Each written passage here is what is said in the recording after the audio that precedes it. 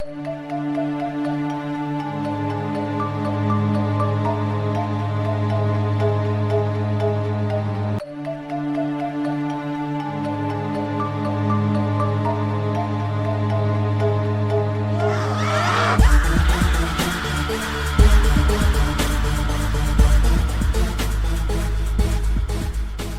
right, man. I'm very excited to be doing Creatures of the Lumberwoods Part 2. I'm excited too. They're amazing. I don't believe any of them, but I love them all dearly. Not one of them? No, they're all clearly bullshit.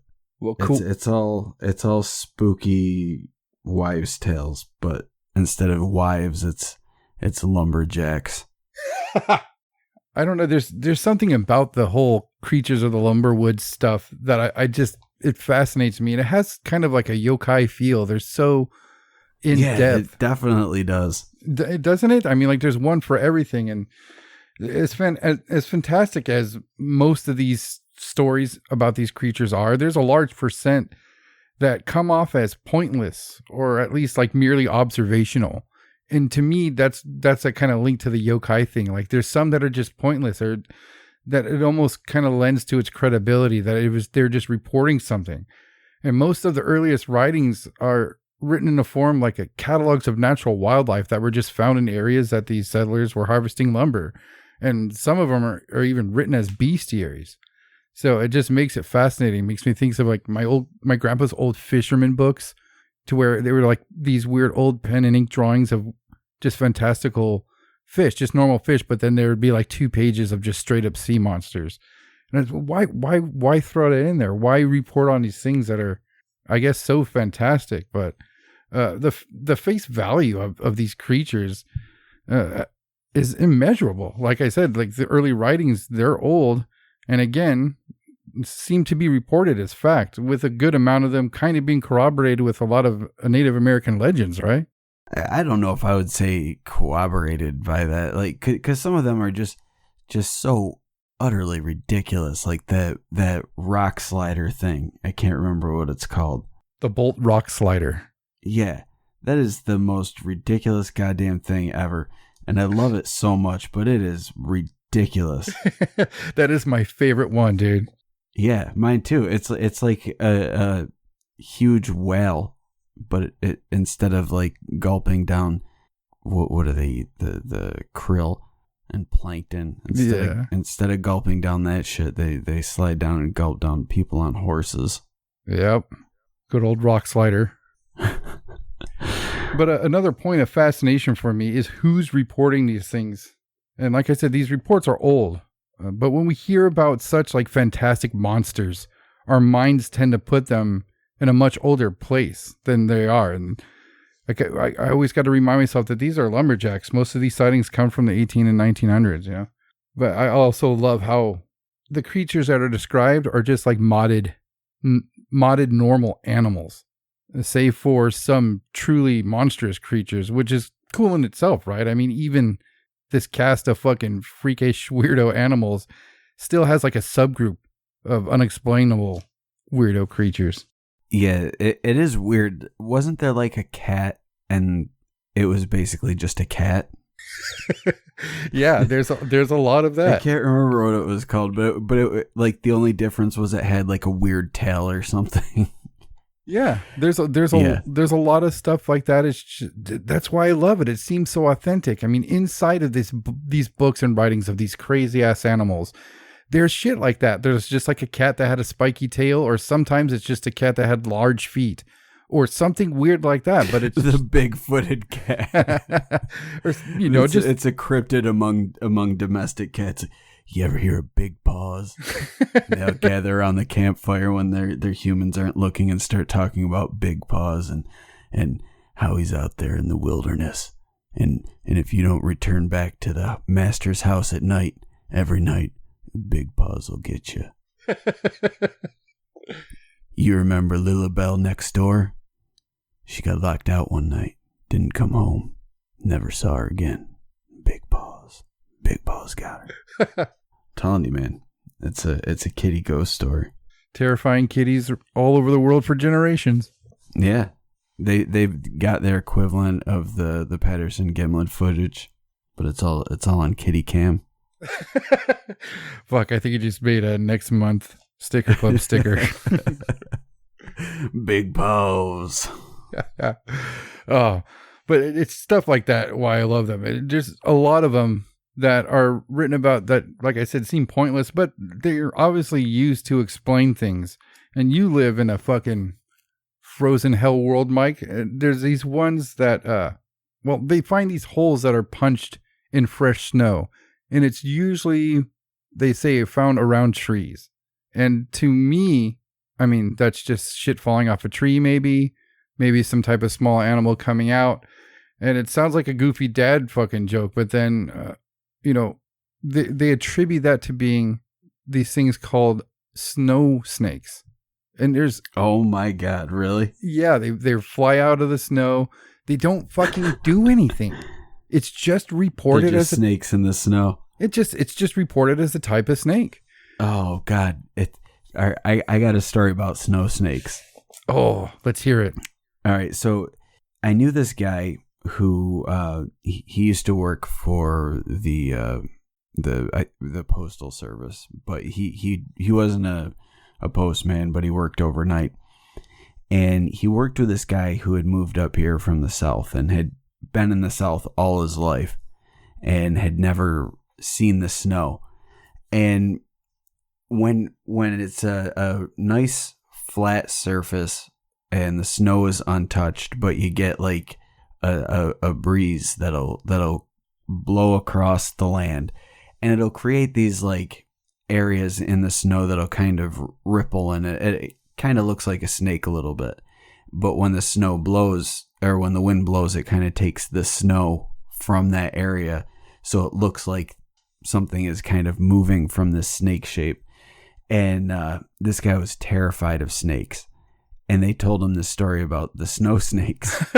So he's walking to his car, walking across the parking lot, and he looks over across the field, and he starts seeing these gusts blowing across the snowy field, and starts freaking out, thinking they're goddamn snow snakes. That poor guy. That's messed up. We live in a pretty redneck area. That's how it goes. What some people do for jollies, I guess. We live in a redneck fucking frozen wilderness wonderland of freezing cold hell. But I mean, just as something as goofy as that, as a snow snake. I mean, they're said to be blue in color. The end of their tail has a rock-like appendage that comes to a point that helps them dig through ice. And it sounds so goofy, but there's such good reports on this animal that it doesn't fly around and curse you. It's just a fucking snake. There's actually a mega famous Wisconsin lumberjack that goes by the name of Dad Davis. He wrote in a letter to author Frederica Nolan in 1971 about how he was hunting with a friend of his, and they came to a bushy area. When they broke through, they saw a group of maybe like 12 snow snakes, and he said they were all smacking their tail on the floor, and he described it as them having a good time. You can tell that, like he said, it was like they were partying or something like that. They were making music. It was a snow snake drum circle. Yeah, or something like that. But he knew their reputation and was so scared of being spotted by such a large group of them that they got out of there. They didn't stay long, but they did observe them. And it's just, he's a very famous lumberjack, a very credible guy. And to him, it was just something that happened. And again, as fantastic as it sounds, it feels like he's just reporting on something that he actually saw or dealt with. So it's just so, I love the feeling that they have when they report these weird, useless ones. Like there's ones that are a little bit more fantastical than that. Like in the 1860 oil fields in Pennsylvania, they experienced a phenomenon of finding formerly brimming pools of oil being bone dry. And me and you would think that's like what, like a cracked pipe or something, or maybe like what, a faulty foundation in the pool itself. Could be any number of things. Yeah. But these early oil workers knew exactly what it was, and it was something called a wickle, which was a large insect that loved to drink the oil. That's so awesome. Yeah, it's just an example of them making That's all it does. He's like, I just want to drink your oil, man.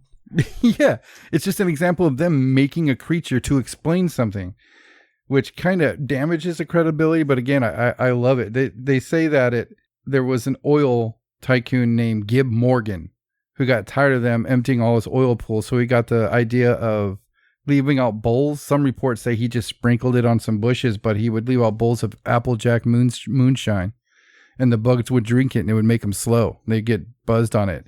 And he reports that they would catch them after that and kill them off, and they wouldn't have problems with it anymore. And that this actual bug, so he would get bugs drunk and then kill them and then wrestle them down, dude. Oh, that's amazing. Yeah, again, laughable, but I mean, there's even noted bug dude Dr. B.H. Kettlecamp has even give them a genus name. What? That guy is a fruit. He's Fruity Loops in the brains. Insectica oilhalalistorum. That guy has no idea. He's one of those wacky doos. The academics that go crazy and just be like, no, I just find like some really weird, obscure, like the ones that go crazy and become flat earthers, or the ones that go off the deep end regarding Bigfoot. Like, oh man. He's like, no, this is real, damn it, and I'll prove it. I'll give it a name, and I'll catch it, and I'll prove you wrong, damn you. Yeah. And he never did. He named the son of a bitch, and there's no such thing.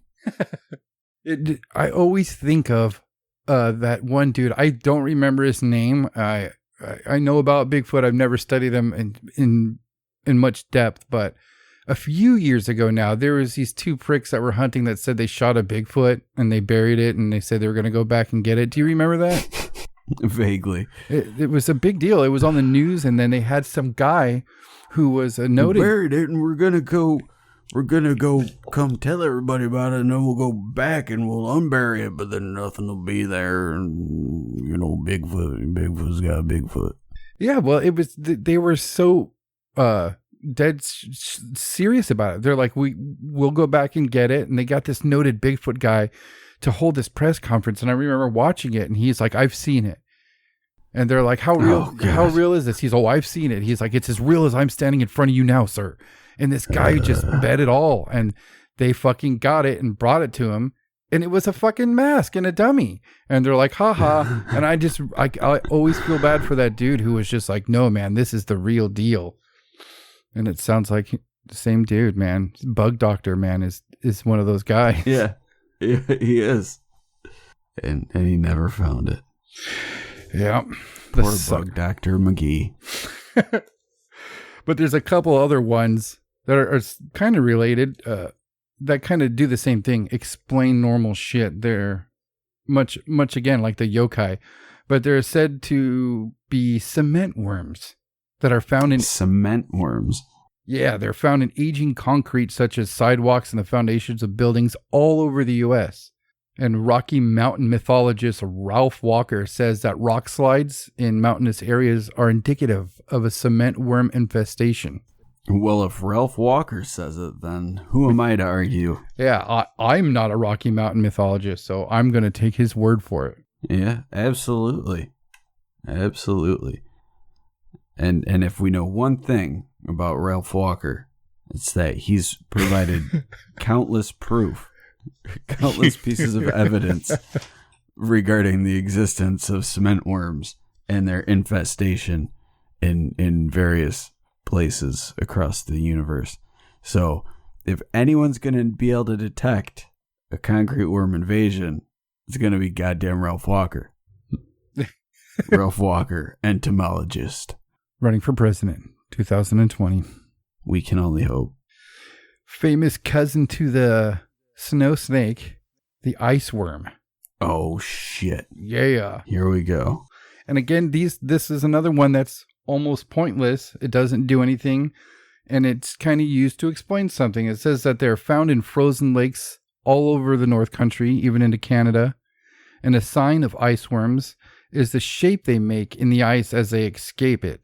It's said that they emerge by the millions, leaving a large patch of an of ice that looks like a giant honeycomb. And that's, I mean, they write that most people don't report seeing the worms themselves, just this phenomena of a honeycombing on the ice. Which again, how convenient. Yeah, that could be anything, but these awesome lumberjack dudes are like, nope, fucking ice worm, dude. It's the only logical explanation. Everybody knows that worms are invisible and make honeycomb structures. So, ice worm. Yep, gotta be. I demand proof, God damn it. Well, I got one that has a couple good witness accounts of it. And this is one I think that we may have covered in the first one, but there's some quotes that came in this new book that I found about the Lumberwoods creatures. But you remember the hoop snake, don't you?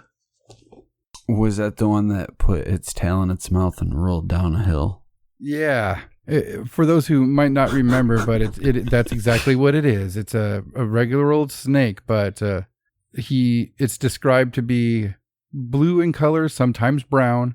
It bites its tail and rolls towards its prey, and it either bashes into its target or it springs forward at the last second, landing a blow with its venomous spittle stake teeth things. But it's said to be strong enough to knock down fence posts, and that any metal attached to said fence post will begin to rust and fall apart within a few minutes. One recent sighting. Wow, that's pretty intense. Yeah, that's weird. A weird little mythical type twist to the creature. But one recent sighting was told to writer Mary Bevington in 1969 by a resident of Minnesota. Said she had seen a bluish snake bite its tail, roll down a hill, and bash into her fence. There's another report of, pretty heavy hoop snake interaction. Some hot and sweaty hoop snake action. It's from the book The Lumberjack Frontier, and let's okay. see. I'm sorry. Okay. This is rewritten in 1960. Writer Ronald Scone was told this story by a Wisconsin farmer. Can you read this story? An old lumberjack who worked in the woods at the turn of the century told of an unusual experience with a hoop snake. He was working on a crew building a small gauge railroad track into the pineries in north Wisconsin. Suddenly, someone cried, "Get out the way! Here comes a hoop snake!" I was praying you'd do that. He was toothless and everything. Come out, everybody. Of course he was. Of course he was. He was probably drinking out of a big jug with 3 X's on it, too. Just had one sock on.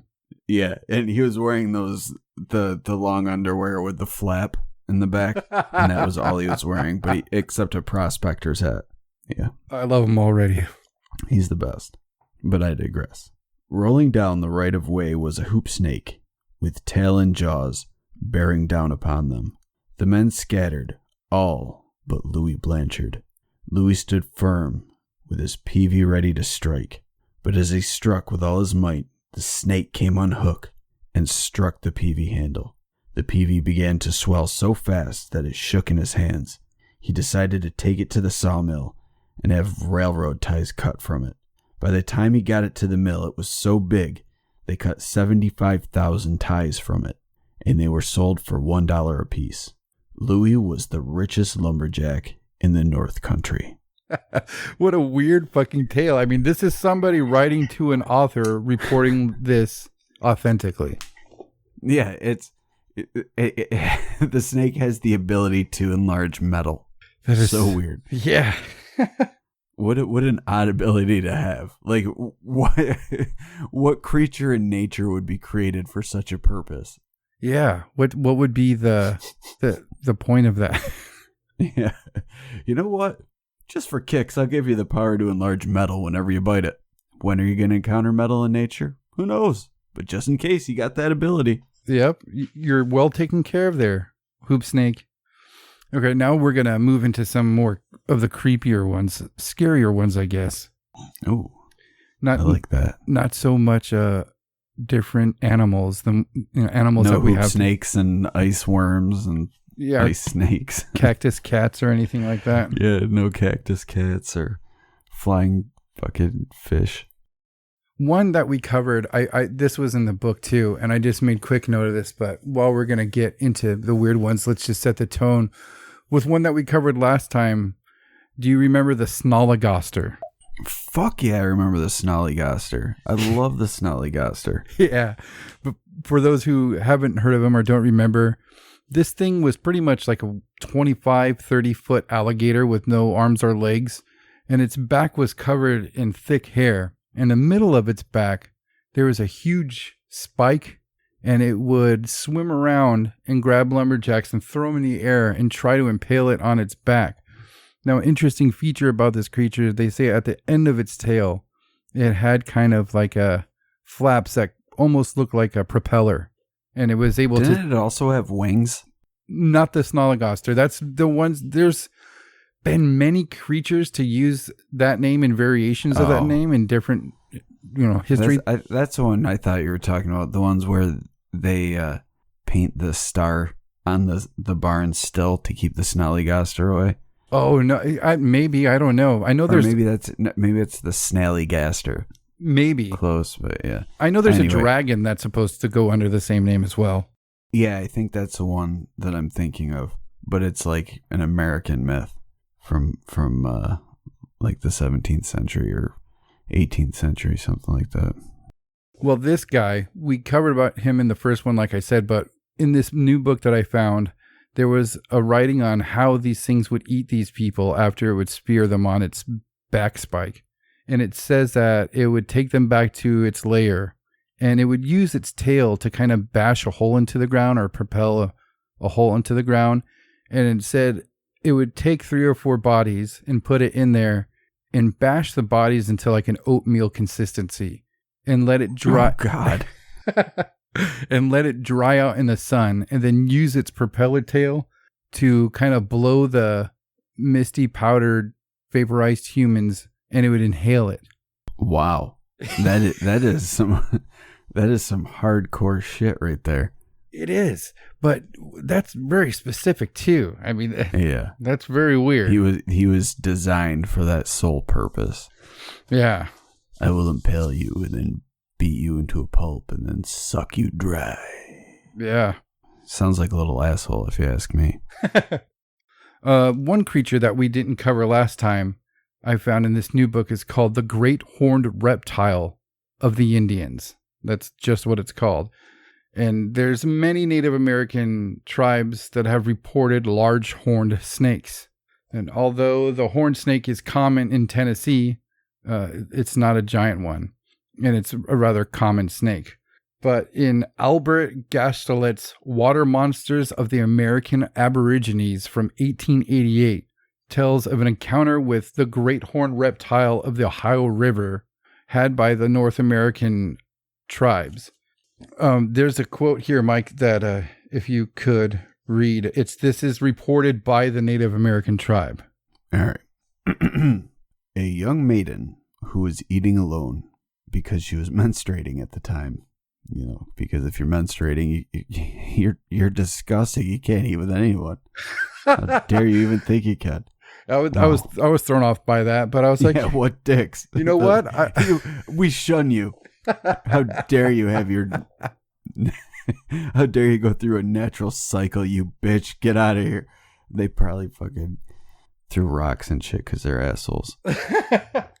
I thought about that when I read that, but then I thought a little deeper. And I was raised by my mom and my 2 sisters, and then when I became of age, did they shun you when I was on my period? Yeah. No, but after that, moved in with a girl for quite a long time. After that, met my wife, moved in with her. Then guess what I did? I had 2 kids, and they're both girls. So after being surrounded by women 100% of my life, they can go eat lunch over there when they're bleeding from their all right? I'm sick of it. Oh, man. I'm just kidding. I'm sorry. You can send all hate mail to Aldo Poe. I'm sick of it. I'm sick of it. No, I did find that weird. I guess I don't I don't know why they would make her eat by herself if she's on her lady days. That's kind of weird. Well, that's in the book of Leviticus, I believe. That's one of the rules in the Bible that God set forth for his people. Really? That, yeah, like women who were menstruating couldn't live within the main house. So I guess they would build like a she shed in the backyard for that time of the month. Wow. Yeah. What's that smell? Get to the bleeding box. I know what time of the month it is. Yeah. I built you a she shed for a reason. That sucks. Go be the creator of life outside. Yeah. God, people are fucking dicks. Anyway, I'm going to start this quote over because people don't even know what I'm talking about anymore. All right. A young maiden who was eating alone because she was menstruating at the time saw a fawn who had one horn red and the other blue. It was lying in the waters of a lake, immersed up to the neck. The next time she saw it, it had become much larger and was moving out of the watery element. The next time it appeared to her in the form of a snake. A fourth time, the snake had disappeared from the lake, but the lake had increased in size, and its waters were hot and boiling.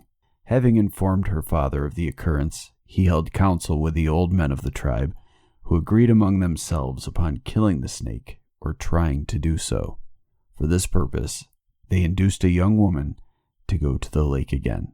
12 old men accompanied her, singing and carrying a drum, taking along their shamanic medicines with them. They camped out that night, and the next morning sent the girl into the lake to erect a tent-like structure or trestle in its midst, it being the snake.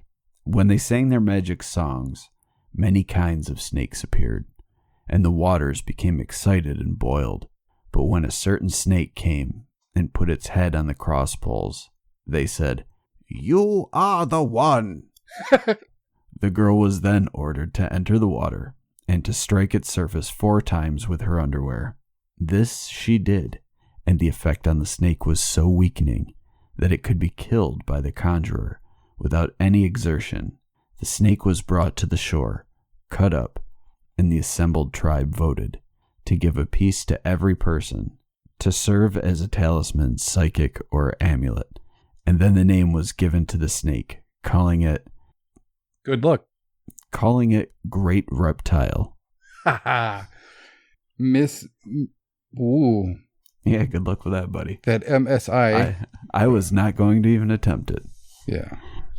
So yeah, that's pretty weird. I mean, beating the underwear and all jokes aside, I mean, they had their reasons. We're not making fun of Native American beliefs or anything like that, but I get so detailed of account. I mean, they have a way to get rid of it now, and now its body is a magical item.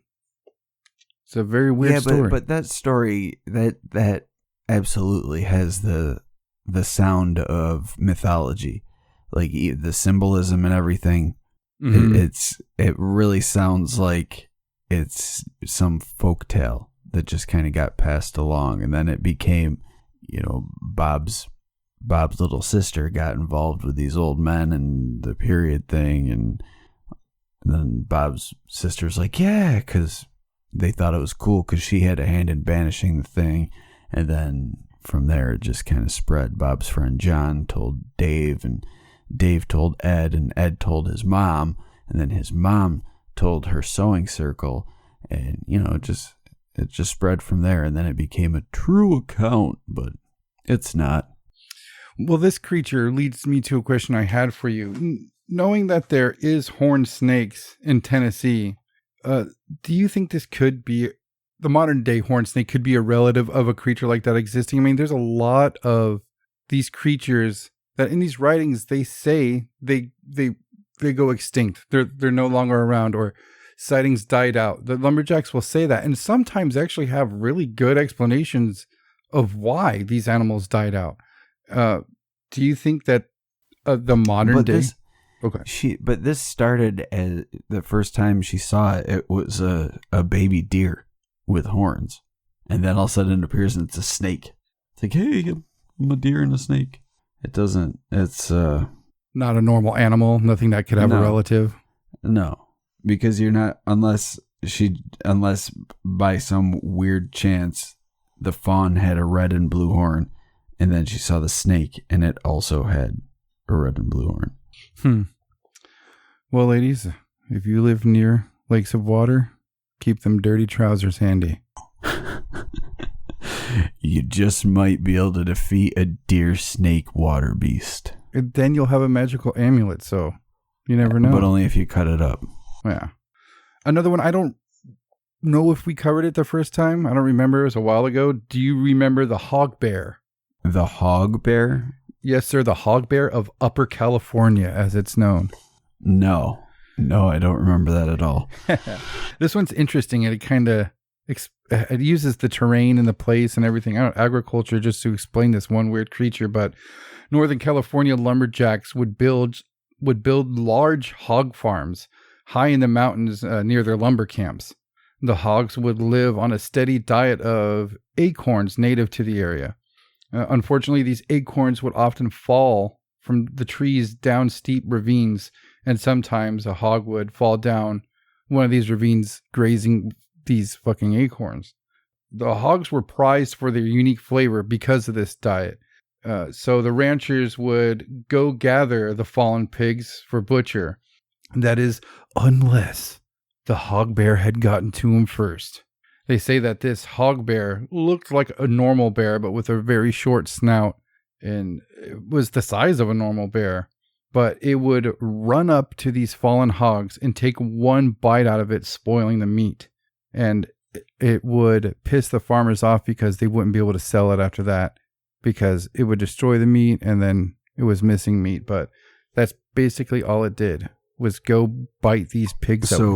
So basically it was a bear that just had a short snout and ate pigs. Well, the descriptions of it say it has a short, pointy snout and its hair was very long and shaggy. So they're definitely making a distinction from a bear. It's not a bear or a normal bear.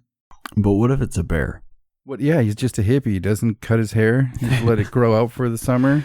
It's like, we're trying to grow my dreads, bro. Just trying to get some of that sweet bacon you got over there. Coachella's coming up. I gotta dread my shit up for the ladies.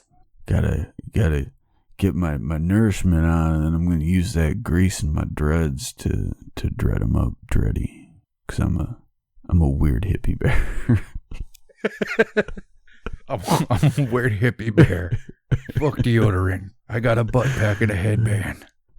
I got the sweet hacky sack. Everything I own's tie-dye. Or Rasta colors. Yep. Even though he's a white hippie bear.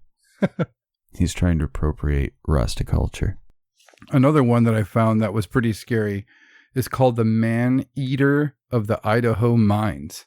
Now, this one is described as being a, quote, subspecies of the hoogag, which is said to be a subspecies of the famous hodag, which we should probably do a show on its own. Because yeah, I remember the hodag. Yeah, I found some stuff in here about the hodag to where, I mean, there's a lot on it. There's plenty of people who have claimed to have caught one. There's parts of them in certain places. There's some at museums. So it was enough to where we should probably dig into one, a show just about the hodag. But this creature has been reported since mining in Idaho began, and was last reported in the Ohio Avalanche newspaper on March 12th in 1870. You want to read that quote from the newspaper? One of those terrible and much dreaded nondescript animals, the thought of which strikes terror to the heart of the lone traveler in these mountains, was killed in Jacob's Gulch, about 3 miles from town, on the night of March 3rd. On the 2nd, it crossed the Long Gulch to Blue Gulch, and the same evening visited the cabin of Sullivan and Company miners in Jacob's Gulch, where it frightened the inmates by its fearful howlings. In the morning it was discovered that during the night 30 pounds of beef had been taken from a barrel outside the cabin. Mr. Sullivan describes the noise made by the brute as a cross between a shrill steam whistle and the braying of a jackass. Expecting another visit, the boys prepared a masked battery, making a hole in the snow in which they placed a rifle loaded and cocked. Near the muzzle was put a piece of meat with a string attached, extending to the trigger.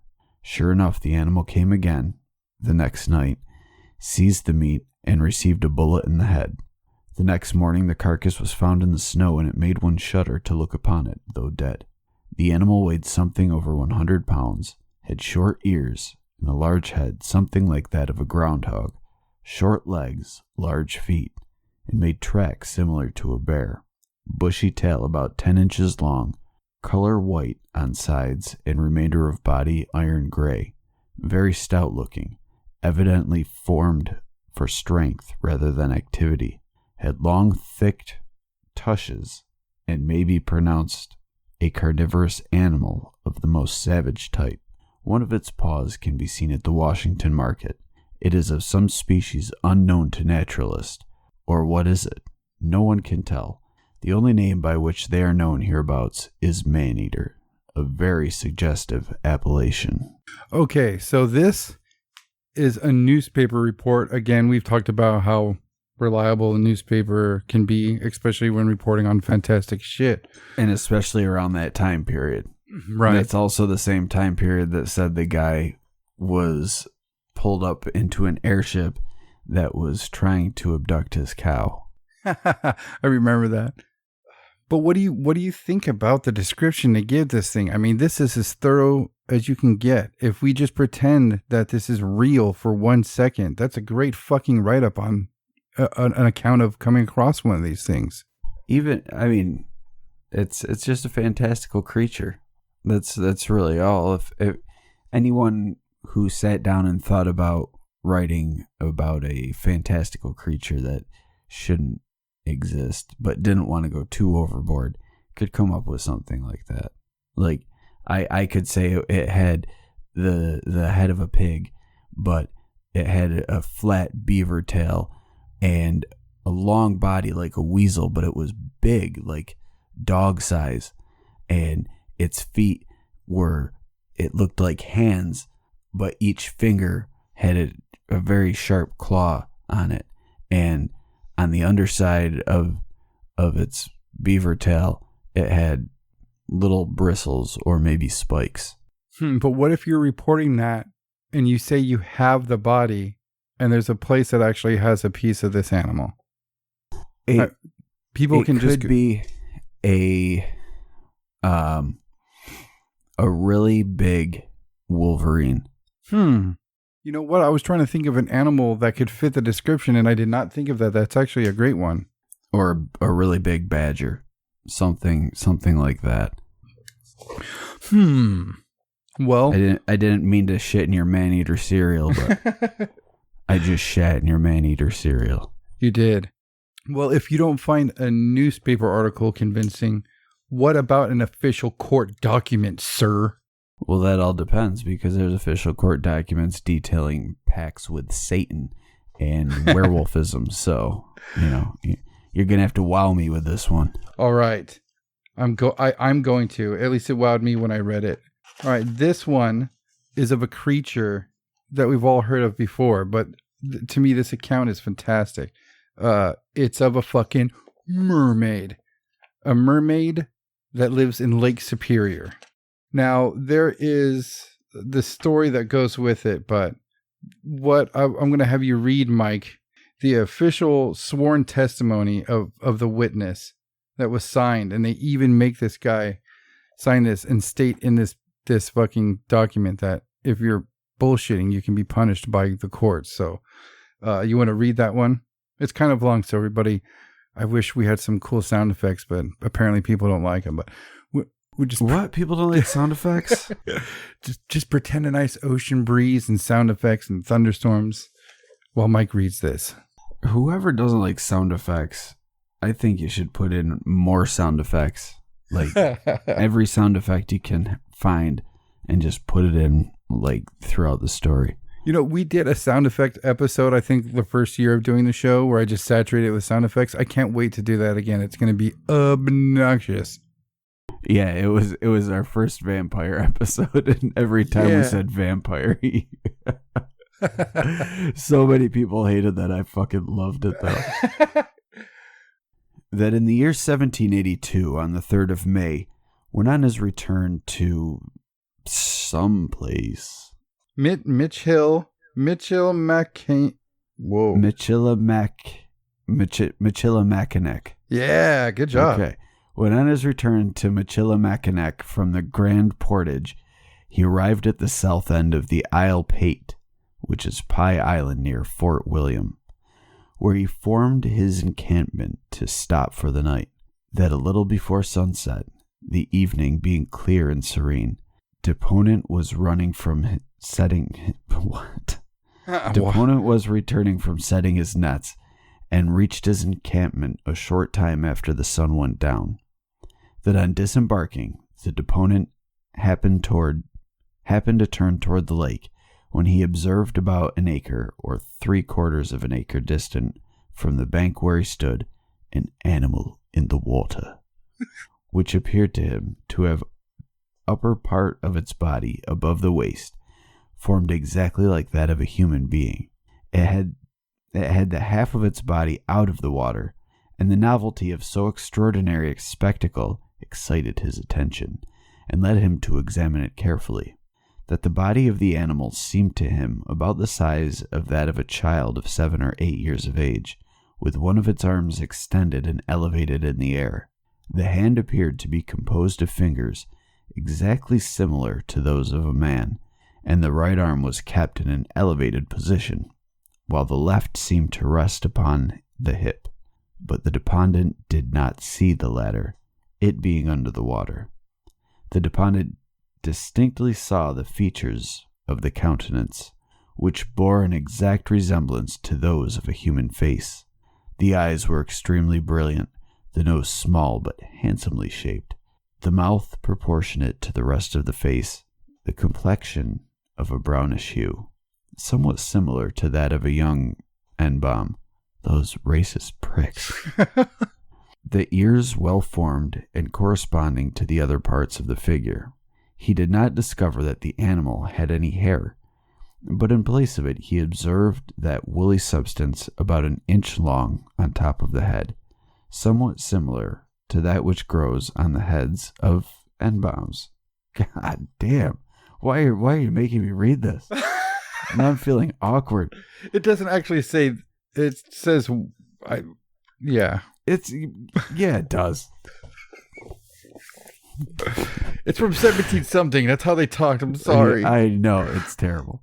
The animal looked the deponent in the face with an aspect indicating uneasiness, but at the same time with a mixture of curiosity, and the deponent, along with 3 other men who were with him at the time, and an old Indian woman to whom he had given a passage in his canoe, attentively examined the animal for the space of 3 or 4 minutes.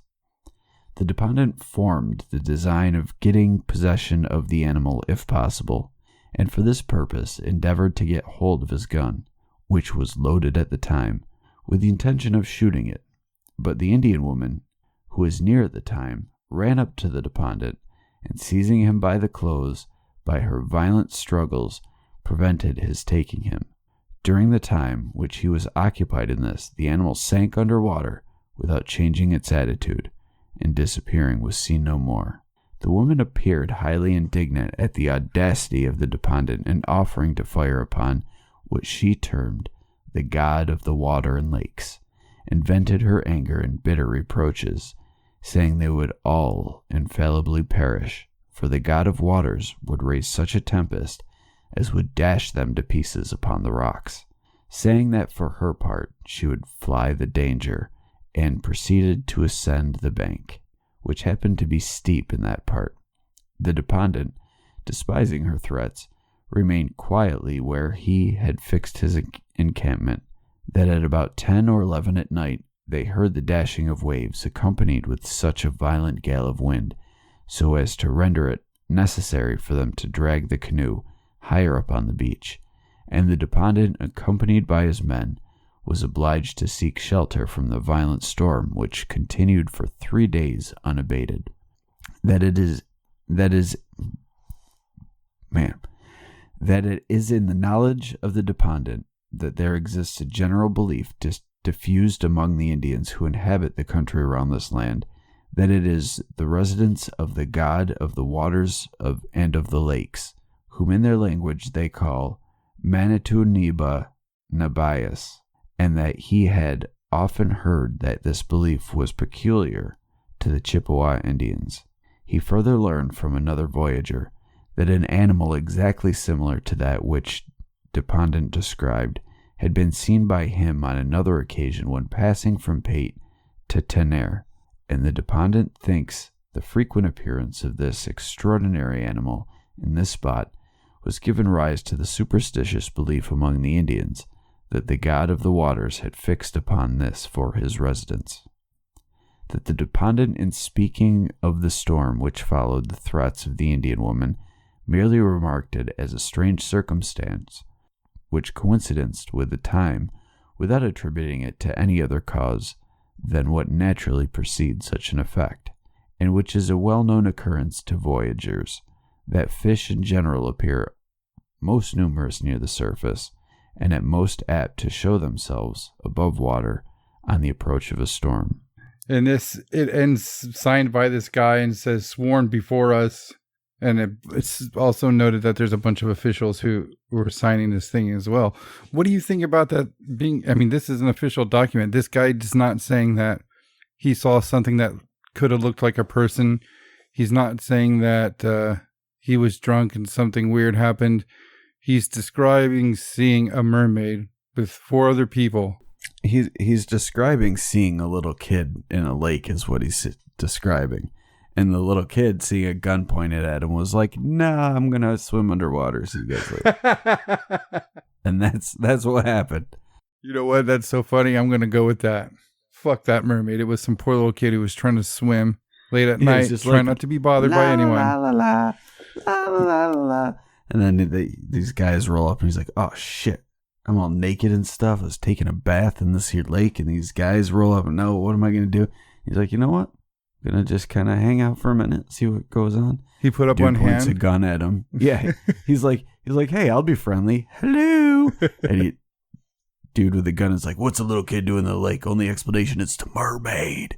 Points the gun at him, and the little kid's like, "Nope." Sinks underwater and just swims away underwater so that he doesn't get shot. Poor guy. Yeah, I know. And then he.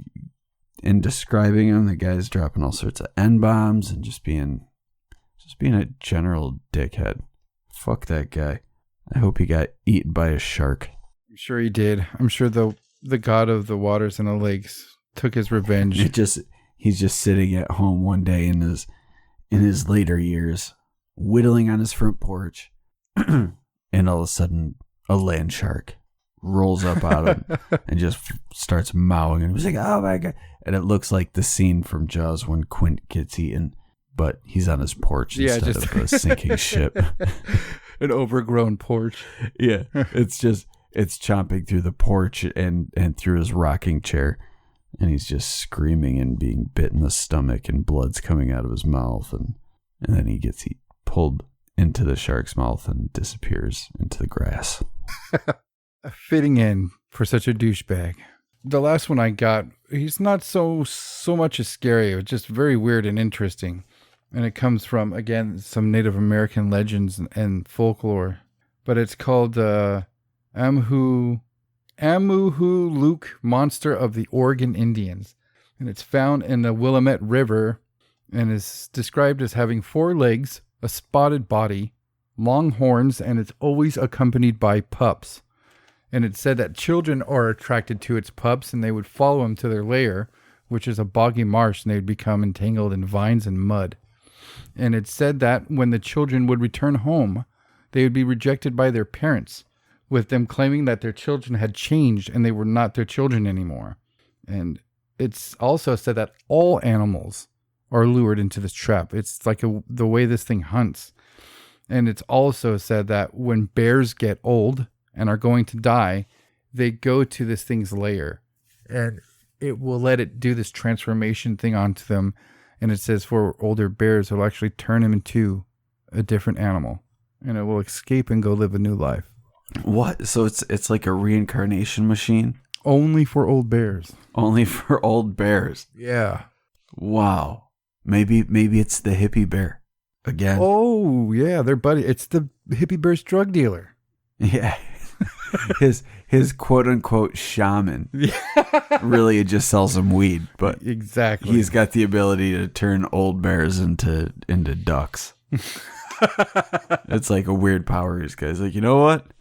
You are a duck. And then they become a duck. But really, it's just to his eyes because he's on a perpetual acid trip. So it's all ducks to him. Yeah. A duck, I'll take it, man. His name's probably Leon or something. Yeah, but that's all the cooler ones that I found in this new book. There's actually some more information on ones that we've covered before. I can probably get a third Creatures of the Lumberwoods episode out of it, which we'll probably do. I would like to if we do a third episode of the Lumberwoods, I would like to request if we have any listeners that are lumberjacks in the 19th century, if you could please get in touch with us so that we could so we could ask you questions about your firsthand experience with these Lumberwoods beasts. Please do. Much appreciated. But only I don't want any modern lumberjack. So if you're a lumberjack that is a current modern day lumberjack, I don't care. Okay? I don't give a shit. You must be a 19th century lumberjack. That's the only lumberjacks we want to hear from, unless you're Travis Walton. We'll listen to you too. Yeah, if you're under 80, just need not apply. That's as young as we're taking them. You need to be grizzled, damn it. All right, so any of these spark your interest at all, or are they still laughable? I mean, some of these stories are interesting. I mean, I don't believe a goddamn one of them, but I want them all to be real. Some of these stories are interesting because they seem to maybe deploy a solution that's not mystical or magical. I mean, we've all heard of like giant bugs. There's actual writings in this book about giant mosquitoes. And shit. Yeah, and it says, I mean, huge mosquitoes, as big as a person. And it's even said that Paul Bunyan was brought in to handle these mosquitoes because they were such a problem. And I don't know, it's interesting. He tries to handle this in kind of like a logical way. He brings in another species to drive out these giant mosquitoes, and he brings in these bumblebees, but they're said to be giant as well, not as big as the mosquitoes. But then again, it gets weird. They write that these bumblebees and mosquitoes fucking fell in love, and they humped, and they made another animal called the bumbleito, and it said that it has a stinger on its ass and its face, and it made shit much worse. And it's so interesting to hear of a story that's not a fucking success story. He literally made shit worse. You know, he's a celebrated hero guy. Why throw in this tale of failure? You know, there's stories of these creatures that are almost normal animals that just seem like they went through adaptation to live in the Lumberwood areas. Like, let's say you're a bird, a mighty mountain bird, and you're fucking sick of all your eggs rolling out of your nest and rolling down the mountains. What are you supposed to do? That sounds accurate. Yeah, what are you supposed to do? You adapt. And there's a bird called a gilligaloo, and he lives in the mountains of Michigan. And after hundreds of years of them having low populations because of them dropping their eggs, they started laying square eggs so they wouldn't roll off the mountains anymore. What's more fucking real than adaptation? The creatures from the Lumberwoods, that's what. Yeah, I don't know. There's so many more weird ones, man. Short ones. I mean, there's ones that were just a couple of sentences long. We talked about the axe hound in the first episode. They get that weird, you know? Yeah, the axe hound is weird. Yeah. But yeah, long live the creatures of the Lumberwoods. Forever may you reign. Thank you for listening to the Whatcast. You can find us on Twitter, Instagram, Facebook, iTunes, and YouTube. Enjoy the podcast. Get yourself a Whatcast t-shirt or a sticker pack. Who was that dude on that one episode? Try the links in Homie's page. All this and more can be found at www.thewhatcasters.com. Thanks again for listening and have a great week.